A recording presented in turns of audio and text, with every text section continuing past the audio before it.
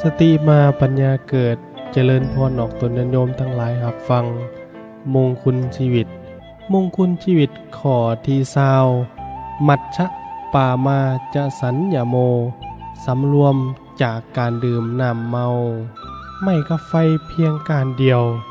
อาจเผาผลาญเมืองหมดเมืองให้วอดวายไปได้ชั้นใดน้ำเมาเพียงเล็กน้อย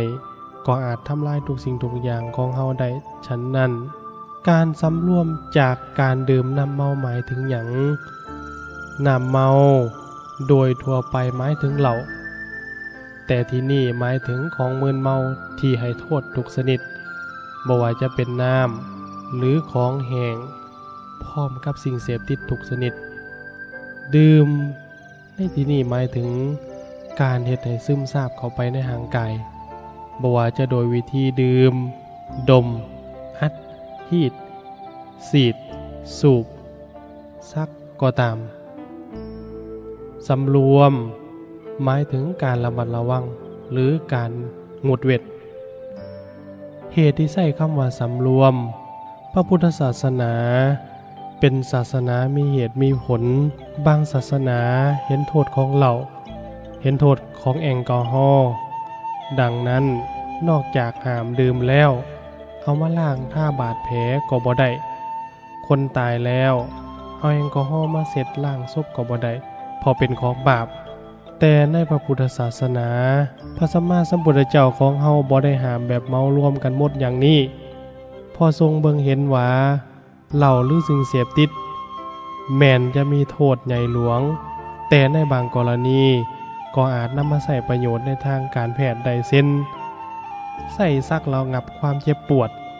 ใส่ล้างบาดแผลหรือยาทาบางอย่างต้องอาศัยเหล้าสกัดกั้นเอาตัวยาออกมาเพื่อใส่รักษาโรคคือเอาเหล้าเพียงเล็กน้อยมาเป็นชนวนยาเพียงเล็กน้อยโดยบ่มีรสบ่มีกลิ่นเหล้าคงค้างอยู่อย่างนี้ทั้งพุทธศาสนาบ่ได้ห้ามแต่บางคนอยากจะดื่มเหล้าแล้วหาขออ้างนำเหล้ามาหมดแก้วเอายาใส่เข้าไปโดยสรุปสำรวมจากการดื่มน้ำเมาจึงหมายถึงการระมัดระวังเมื่อใช้สิ่งเสพติดทั้งหลายในการรักษาโรคและเว้นขาดจากการเสพสิ่งเสพติดให้โทษทุกชนิดบ่ว่าโดยวิธีใดๆก็ตามโทษของการดื่มน้ำเมาพระสัมมาสัมพุทธเจ้าทรงสรุปโทษของการดื่มสุราไว้6ประการคือ 1. เฮ็ดให้เสียทรัพย์เพราะจะต้องได้ซื้อเหล้ามาดื่มเองและจะต้องได้เลี้ยงหมู่เพื่อนเวียกการก็บ่ได้เฮ็ดดังนั้นแม้นว่ามหาเศรษฐีถ้าติดเหล้าก็อาจจะล่มจมได้ 2. เฮ็ดให้เกิดความวิวาทพิเถียงกันพอกินเหล้าแล้วขาดสติบ่สามารถควบคุมตนเองได้จะเห็นได้ว่าในวงเหล้ามักจะมีเรื่องเตะตีฟันแทงหรือยิงกันอยู่เสมอเพื่อนฮักกันพ่อเหล้าเข้าปากบุดเดียวก็พิษขากันได้ 3. เฮ็ดให้เกิดโรคหลายอย่างบ่ว่าจะเป็นโรคตับแข็งโรคกระเพาะโรคหัวใจโรคเส้นเลือดในสมองแตกโรคทางระบบประสาท 4. เฮ็ดให้เสียชื่อเสียงพอไปเฮ็ดในสิ่งที่บ่ดีคนรู้ว่าเป็นขี้เหล้าก็จะดูถูกเหยียดหยามบ่มีไผเชื่อใจ 5. เฮ็ดให้แสดงอุจจาระขาดความละอายพอเมาแล้วแม่นหยังก็กล้าเฮ็ดได้จะนอนอยู่กลางถนนจะเอะอะโวยวายจะแก้เสื้อผ้าในที่สาธารณะก็เฮ็ดได้ 6. เฮ็ดให้สติปัญญาเสื่อมถอยพอเมาแล้วจะคิดหยังก็คิดบ่ออกอ่านหนังสือก็บ่ถูกเว้าจาวกวนพอดื่มนักๆเข้าไปจักหน่อยก็กลายเป็นคนหลงลืมปัญญาเสื่อมเหล้าจริงล่างผลาญทุกสิ่งทุกอย่างผลาญทรัพย์ผลาญไมตรีผลาญสุขภาพผลาญเกียรติยศผลาญศักดิ์ศรีผลาญสติปัญญาการดื่มเหล้านั้นเฮ็ดให้เกิดความสุขเล็กน้อยสำหรับคนที่ติดแต่เป็นความสุขหลอกๆถึงความทุกข์เหล้าเฮ็ดให้เพลิดเพลินในสิ่งที่เศร้ามีความสุขชั่วคราวแต่ความทุกข์ยืนยาวตามมาการดื่มน้ำเมาม่อมเมาตัวเองบ่มีมือสิ้นสุด เป็นการบั่นทอนทุกสิ่งทุกอย่างของตนเองอีกด้วยแม่นที่สุดความสุขทางใจที่คนเมาเห็นว่าตนได้จากการเสพติดนั้นก็เป็นความสุขแบบจอมปลอมดังในสาลกนิทานกล่าวไว้ว่าอดีตการผ่านป่าชาวเมืองพาราณสีนามว่าสุละเขาป่าล่าสัตว์เป็นนิดวันหนึ่งสังเกตเห็นฝูงนกกินน้ำที่อยู่โกนทั้งต้นไม้แล้วก็มีอาการเมาตกลงมายังพื้นดินเวลาผ่านไปหน่อยหนึ่งห่างกายอันเมานั่นก็สามารถบินไปเหมือนเดิมจึงสงสัยว่าเพราะเหตุใดจึงเป็นอย่างนั้นเลยปีนขึ้นไปทั้งต้นไม้เบิงก็เห็นแอ่งน้ำใหญ่มีสีและกลิ่นประหลาดจึงเอานิ้วจิ้มเบิงรสชาติแปลกประหลาดหลายบ่เคยได้สัมผัสลิ้มรสมาก่อนเลยจึงตักใส่กระบอกนำลงมาดื่มเห็นนกเมาลำพันอย่างหวาที่ตกลงมาก็จับเอาไปขาอย่างไฟอย่างดีกินกับน้ำวิเศษนี่รู้สึกแสบนัวหลายเป็นอย่างยิ่งนี่แหละคือที่มาของกับแก้มกินเหล้าต้องมีกับแก้มด้วยน้ำวิเศษนี่นายพรานดื่มเข้าไปแล้วนิสัยจะเปลี่ยนคือมีความกล้าหาญบ่ย่านไผฟ้อนล่ำสนุกสนานปราชญ์ทั้งหลายจึงกล่าวว่าด้วยเหตุนี้น้ำดื่มจึงชื่อว่าสุราความหมายคือ 1. เป็นน้ำดื่มที่ท้าวสุระค้นพบเป็นคนนมิตร 2. เป็นน้ำดื่มที่เฮ็ดให้กล้าหาญท้าวสุระดื่มกินอยู่คนเดียวบ่ยอมบอกไผอยู่มามื้อหนึ่งได้ไปพบฤาษีนามว่าวรุณอยู่ที่อาสมในป่าจึงเอากระบอกน้ำสุราไปถวายพร้อมทั้งกับแกล้มอย่างดีหลวงพ่อฤาษีได้ดื่มน้ำสุราก็ติดใจในรสชาติอันวิเศษจึงขอดื่มด้วยสั่งนายพรานว่าวันหน้ามื้อหน้าให้เอามาให้ดื่มอีกทั้งฤาษีทั้งพ่อออกตั้งวงดื่มสุราเป็นประจำยามแลงตอนค่ำๆพอเหตุนี้สุราจึงมีชื่อเอิ้นอีกชื่อหนึ่งว่าวารุณีแปลว่าน้ำดื่มที่วารุณฤาษีหมักสองคนเกิดความคิดน่าจะหาเลี้ยงชีพอย่างสบายด้วยการผลิตน้ำอมฤตเผยแผ่จึงพากันศึกษาสูตรสุราสังเกตจากโกนที่อยู่ทั้งต้นไม้ที่พบทำอิฐว่ามีส่วนผสมของอีหยังแหน่อยู่ในนั้นมีเม็ดเขาในหมักเดือยและหมักไม้ต่างๆก่อนำเอาสิ่งเหล่านั้นมาดองหมักจนเป็นสุราน้ำเมาทดลองกันอยู่นานพอสมควรจนกระทั่งได้รสชาติอยู่ตัวแซ่บนัวจนเท่ากับของเดิมข้าวนี่ผลิตกันจนเป็นล่ำเป็นสันจนเป็นอุตสาหกรรมประจำอาสมของฤาษีทั้งสองส่วนกันขนไหสุราไปยังเมืองปัจจันตนครนำน้ำวิเศษเขาถวายพระราชาพระราชาดื่มเพียงจอก2 จอกเท่านั้นก็เกิดถึกใจข้าวนิยุทธโบยูดื่มจนกระทั่งเมาสว่างเมาก็หับสั่งหาน้ำวิเศษมาเสวยอีกสุราที่นำไปถวายภายในเวลาบ่ช้าบ่นานก็หมดจึงหับสั่งให้ทั้งสองคนผลิตน้ำวิเศษให้หลายๆให้พอดื่มเมื่อทั้งสองได้รับอนุญาตแล้วทั้งสองคนก็ตั้งโรงงานย่อยๆผลิตสุราเป็นจำนวนหลายว่ากันว่าบ่ดนบ่นานบ่เฉพาะแต่พระราชาเท่านั้นประชาชนทั้งหลายก็ได้มีโอกาสดื่มด้วยและติดกันเป็นแถวความนิยมในการดื่มสุราก็แพร่หลายไปทั่วประเทศท้าวสุระและฤาษีวารุณผลิตสุราได้สมควรคิดจะหาทางร่ำรวยจึงวางแผนคือเดินทางไปต่อยังเมืองต่างๆแนะนำสินค้าวิเศษให้คนได้ลิ้มลองและผลิตขายให้พวกเขาดื่มจากเมืองนี้ไปเมืองนั้นจนกระทั่งมนุษย์โลกทั้งหมดรู้จักสุราและดื่มสุราเป็นทั้งสองคนเดินทางไปยังเมืองสาวัตถีเอาสุราไปถวายพระราชานามว่าสัพพมิตรเมื่อพระราชาดื่มแล้วก็ถือพระทัยรับสั่งให้ทั้งสองผลิตให้หลายๆทั้งสองก็หาวัตถุมาต้มกันใส่ไหเป็นห้อยๆหน่วยเอาฝาปิดไว้อย่างดีตั้งเรียงกันเป็นแถวให้มันสมบูรณ์แล้วจึงค่อยเอามาดื่ม บังเอิญว่าน้ำในไหหล่นไหลล่ามปากไหบรรดาแมวและหนูทั้งหลายก็มาเลียกินน้ำนั้นต่างก็เมาตกลงไปในไหเป็นจำนวนหลายพวกคนใส่ของพระราชาเห็นเหตุการณ์นั้นก็ไปกราบทูลพระราชาว่าพ่อข้าต่างเมือง2 คนนั้นสงสัยว่าจะผลิตยาพิษเพื่อฆ่าพระราชาและชาวเมืองพอแมวและหนูกินน้ำที่ว่านั้นแล้วตายไปเป็นจำนวนหลวงหลาย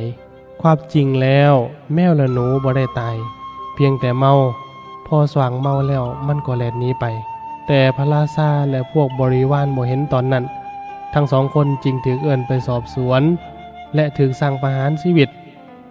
บริวารของพระราชาได้รับคำสั่งให้ไปทำลายไหสุราทิพย์เห็นแมวและหนูทั้งหลายที่คิดว่ามันตายแล้วกลับฟื้นแล่นไปคืนจึงไปกราบทูลพระราชาพระราชาจึงสั่งระงับบ่ให้ทุบทิ่มลองให้บริวารดื่มเมืองซะก่อนว่าเป็นจังไดจริงเชื่อว่าน้ำดื่มนี่จะเฮ็ดให้เมาซื่อๆบ่ถึงกับตายพระเจ้าสัพพมิตรได้เลยครองลิขสิทธิ์สมบัติคือไหเหล่าทั้งหมดด้วยประการดังนี้พ่อพระเจ้าสัพพมิตรฮู้ว่าเหล้าหรือสุราบ่แม่นยาพิษพอแมวและหนูเมาแล้วพ่อสว่างเมามันก็กระโดดเต้นไปแล้วได้รับสั่งให้เสนามาตย์ปลุกตูบเป็นคือกันกับโรงเบียร์ในปัจจุบันแวดล้อมด้วยเสนามาตย์น้อยใหญ่เตรียมเสวยเตรียมดื่มเหล้าเป็นการใหญ่แต่ยังบ่ทันได้ลงมือก็มีคนมาคัดจังว่าพระอินทร์ฮู้ว่าพระราชาและประชาชนชาวเมืองกำลังจะตกเป็นทาสของสุราต้องหีบไปหามบ่ดังนั้นเมืองนี้ทั้งเมืองจะเป็นเมืองพิศาจสุราพอเมื่อเจ้าผู้ครองนครกลายเป็นพิศาจสุราเสียเองแล้วเหล่าเสนาอามาตย์ขาทาสบริวารก็จะเอาแบบอย่างพระอินทร์จึงแปลงกายเป็นพราหมณ์ถือหมอสุราขนาดน้อยๆเหาะลอยมาจากนภาอากาศเมื่อมาก็บ่มีไผสังเกตเห็นปรากฏตัวต่อหน้าในที่พระราชานั่งอยู่แล้วจึงประกาศว่าซื้อหมอใบนี้เถิดซื้อหมอใบนี้เถิดพระเจ้าสัพพมิตรตัดถามว่าท่านเป็นไผมาลิ่นกลลอยอยู่ในอากาศประกาศว่าจงซื้อหมอใบนี้เถิดจงซื้อหมอใบนี้เถิดหมอของท่านมันดีอย่างใดพระอินทร์ผู้แปลงกายเป็นพราหมณ์จึงกล่าวว่าหมอนี่บ่แม่นหมอเนยใสหมอนี่บ่แม่นหมอน้ำมันหมอนี่บ่แม่นหมอน้ำอ้อยหมอนี่บ่แม่นหมอน้ำผึ้งแต่เป็นหมอน้ำวิเศษที่มีโทษอย่างมหาศาลพระราชาจึงกล่าวว่าเอ้าหมอนี่มีโทษเจ้าจะมาประกาศขายเหตุหยังพระเจ้าสัพพมิตรสงสัยในท่านใดนั้นพราหมณ์ก็กล่าวว่าดื่มสุราแล้วย่างกะบ่เที่ยงตกเหวตกบ่อตกหลุมน้ำเปื้อนตกหลุมน้ำสกปรกทานจงซื้อหมอบรรจุน้ำสุรานี้เถิดดื่มสุราแล้วบ่มีความคิดเที่ยวไปเหมือนงัวฟ้อนล่ำคับห้องบ่เป็นภาษามนุษย์หนาอเนจอนาถทานจงซื้อหมอบรรจุสุรานี้เถิดดื่มสุราแล้วเปื่อยกายร่อนจ้อนมีจิตฝันเฟือนนอนตื่นสวยเที่ยวตามตอกซอกซอยหน่อยใหญ่ทานจงซื้อหมอบรรจุสุรานี้เถิดดื่มสุราแล้วจะลุกยางก่อหัวสันหัวคอนฟ้อนล่ำเหมือนหุ่นไหมทานจงซื้อหมอบรรจุสุรานี้เถิดดื่มสุราแล้วนอนให้ไฟเผาไหม้แน่ถูกม้ากัดม้าเหี่ยวใส่ถูกจองจำถูกขาเสื่อมสมบัติทานจงซื้อหมอบรรจุสุรานี้เถิดดื่มสุราแล้วเว้าสิ่งที่บ่ควรเว้าแก้ผาแก้พรทั้งที่อยู่ในที่ประชุมกิ่งเกือกไปมาหากแตกหากแตนทานจงซื้อหมอบรรจุสุรานี้เถิดดื่มสุราแล้วฮึกเหิมมีหน้าตาขุ่นมัว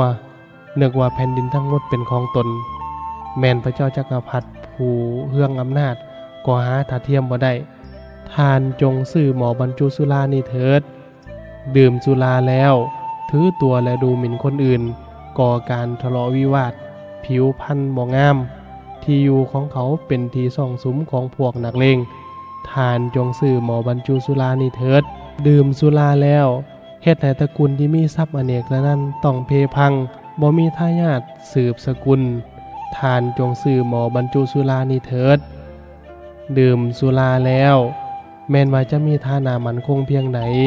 เฮ็ดให้หัวให้หน้าสวนทรัพย์สินเงินทองพินาศไปในเวลาบ่นานทานจงซื้อหมอบรรจุสุรานี้เถิดพระอินทร์ผู้แปลงกายเป็นพราหมณ์ได้กล่าวโทษของสุราแก่พระเจ้าสัพพมิตรยาวได้กล่าวต่อไปอีกว่าบุรุษผู้ชายดื่มสุราแล้วกลายเป็นคนจิตใจห้ายกาจดุด่าบิดามารดาข่มเหงขาทาสบริวารทานจงซื้อหม้ออันบรรจุน้ำสุรานี้เถิดสตรีผู้ยิ่งดื่มสุราแล้วกลายเป็นยิ่งใจห้ายดุด่าพ่อผัวแม่ผัวข่มเหงขาทาสบริวารทานจงซื้อหม้ออันบรรจุสุรานี้เถิดดื่มสุราแล้วเบียดเบียนสมณะด่าสมณะสีพราหมณ์ผู้ตั้งอยู่ในธรรมเฮ็ดตัวให้เข้าสู่อบายเพราะการเบียดเบียนผู้ทรงศีลทานจงซื้อหม้ออันบรรจุสุรานี้เถิดดื่มสุราแล้วทำชั่วทางกายวาจาใจไปสู่นรกเพราะทุจริตทานจงซื้อหม้ออันบรรจุสุรานี้เถิดดื่มสุราแล้วแม้นในการก่อนจะเป็นผู้ใจบุญสุนทาน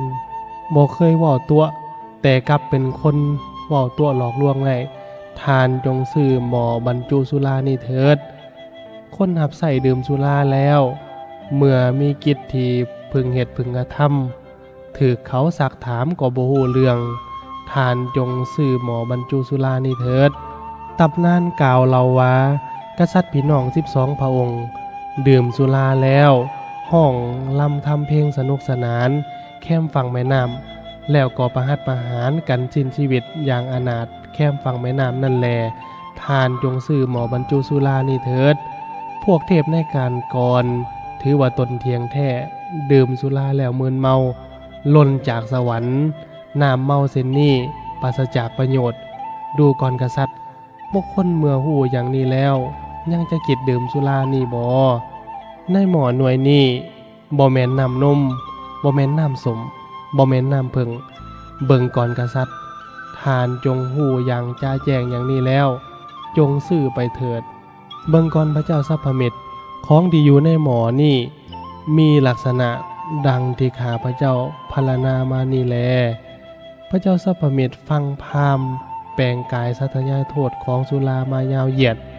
ฟังไปก็ได้คิดขึ้นมาโอ้สุราทีข้าพเจ้ากำลังจะตั้งวงดื่มนี่มันมีโทษป่านนี้เนาะจึงกล่าวตอบพราหมณ์แปลงกายว่าท่านโมเมนต์มารดาของข้าพเจ้าแต่กลับเป็นห่วงเป็นใยมาบอกโทษของสุราเตือนไม่ให้ข้าพเจ้าดื่มข้าพเจ้าเสือคำของทานข้าพเจ้าจะให้หมู่บ้าน4 เขตให้ทานปกครองพร้อมด้วยทาสีทาสาอย่างละ1 ห้อยงัว7 ห้อยรถเทียมม้าอาสนัย10 คันเป็นของกำนันแก่ทานพระอินทร์ผู้แปลงกายเป็นพราหมณ์จึงบอกว่าข้าพเจ้ามาบอกทานโดยความปรารถนาดีอันบริสุทธิ์บ่ได้หวังผลตอบแทนใดๆเชิญทานหับของกำนันคืนไปเถิดว่าแล้วก็หายวับไปกับตาเพราะฉะนั้นการงดเว้นการดื่มน้ำเมาจึงเป็นมงคลอันสูงสุดในทางพระพุทธศาสนาโทษขามภพขามชาติของการดื่มน้ำเมาเราบ่ได้ให้โทษในชาตินี้เท่านั้นแต่ยังเป็นโทษติดตัวผู้ดื่มไปขามภพขามชาติอย่างใหญ่หลวงตัวอย่างเช่น 1. เฮ็ดให้เกิดเป็นคนใบ้พวกนี้ตายในขณะเมาคนที่เมาเหล้าเต็มทีลิ้นตันปากกันทุกคนเว้าบ่ฮู้เรื่องได้แต่ส่งเสียงแบะๆพ่อตายแล้วก็ตกนรกจากนั้นพอกลับมาเกิดใหม่ก็ยังติดตามมา 2. เฮ็ดให้เกิดเป็นคนบ้าพวกนี้พบชาติในอดีตดื่มเหล้ามาหลายเวลาเมาก็มีประสาทร้อนเวรนั่นติดตัวมาในภพชาตินี้เกิดมาก็เป็นบ้าอยู่ดีๆก็ได้ยินคนมาซิมใส่หูแดเห็นภาพร้อนว่าคนนั้นคนนี้จะมาฆ่าแด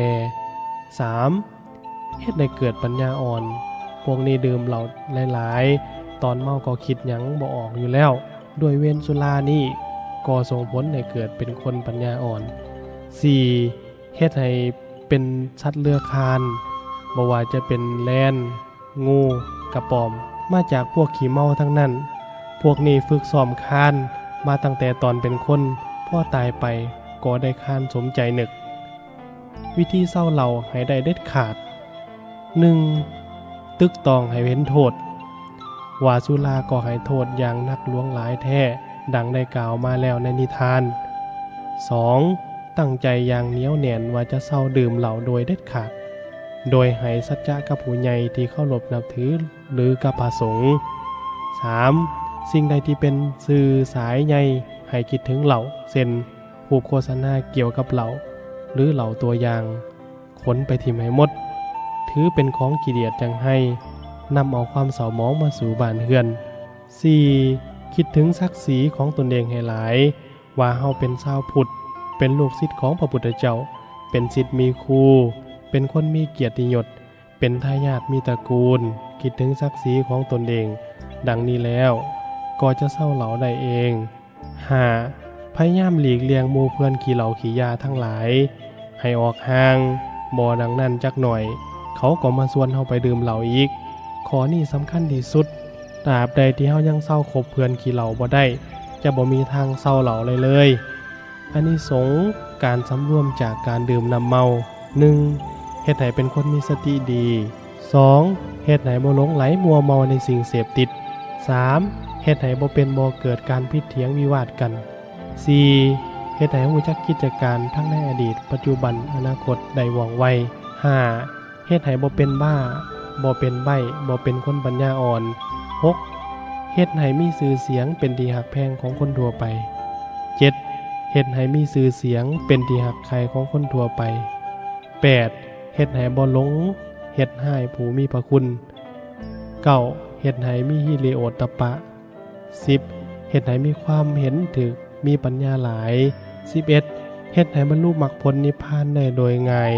เพราะการสำรวมจากสิ่งเสพติดทั้งหลายที่ให้โทษ